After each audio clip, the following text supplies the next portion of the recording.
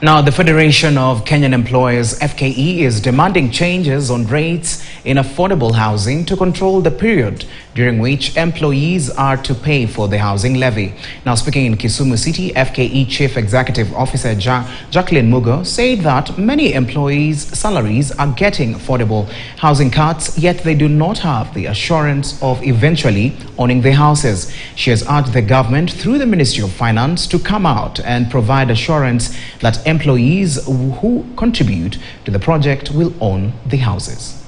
We continue to engage with the government to see if there's any way in which the level of contribution can be reviewed, and also if we can put a cap on the period for which that payment is done, because we know a substantive amount of money has been raised so far, which has helped build the houses that have been built. So we are going to remain engaged with the government on this matter. We've already presented it to the CS Treasury, and I know the government is considering how to address the issues. Employers have had to say no to this so that they can focus on the statutory deductions. But it is a problem, and we've engaged with the government on this one. We've talked about it for quite a long time, that we need to look at the level of deductions that makes it possible for employees to have take-home pay that is meaningful and does not put employers in jeopardy, where you are complying with the law on the taxes and the statutory deductions that you're supposed to apply, and also looking at your employee and realizing that this person has very little income or zero. Now, Kisumu City, with its strategic location on Lake Victoria, remains a city with untapped potential. Despite its rich cultural heritage, scenic landscapes, and proximity to the lake, the city has struggled to fully unlock its growth. Now, as Bramwell Brewery reports, the residents who are struggling with high living costs and business owners who suffer high rates of inflation are calling on the government to implement quick but effective measures that will change their fortunes. It is one of the 5 cities in the country, and therefore you will expect to get any service at any given time in Kisumu. However, that is not the case. As early as 9 p.m, the city is just a shell with very limited activity, especially in the central business district. Coupled with the high cost of living and high rates of inflation, the residents are struggling to stay afloat. Mimi nafanya biashara, nauza viatu, lakini hapa Kisumu pesa hakuna. Kwa sasa tunaweza fungua, hata ukifungua bila asubuhi unaweza kaa mpaka jioni bila pesa. Unaweza sasa kidogo tu as compared to uko mbeleni.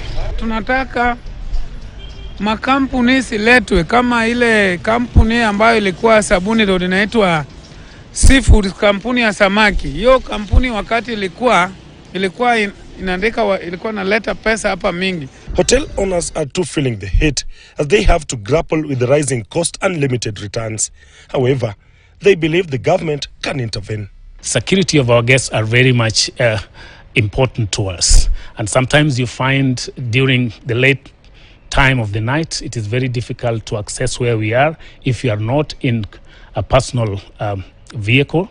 Such kind. So we know the government, county government of Kisumu should do more to ensure that we are all secured, ourselves and both our guests.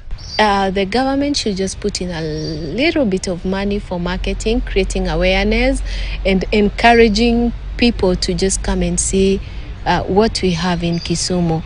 In return, you know, they will eat, they will spend their nights in beautiful hotels, and yeah.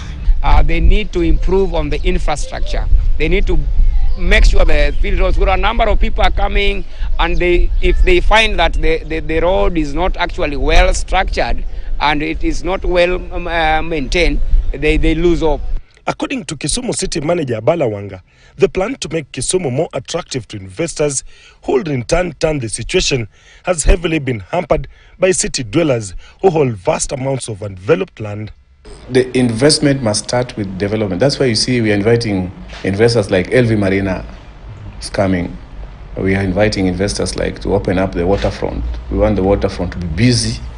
When that waterfront gets busy, you will see the influx of guests trooping to Dunga area and that area to eat fish. You will see a guy living there and he has spent $300 If you have 500 guests, maybe in a month, who spend $300, what is the economic impact?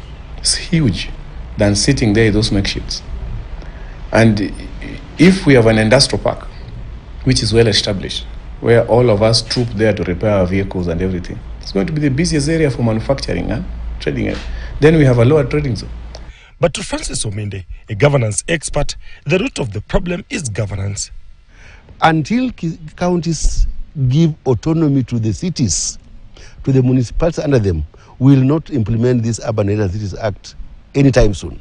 So my problem is the Urban Areas and Cities Act was never understood, and if it was understood, it has not been implemented.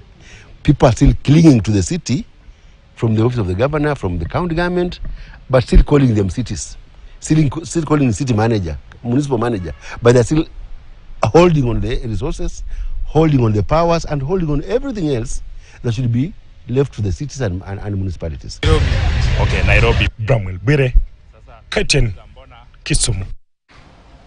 All right, that's it from business this afternoon.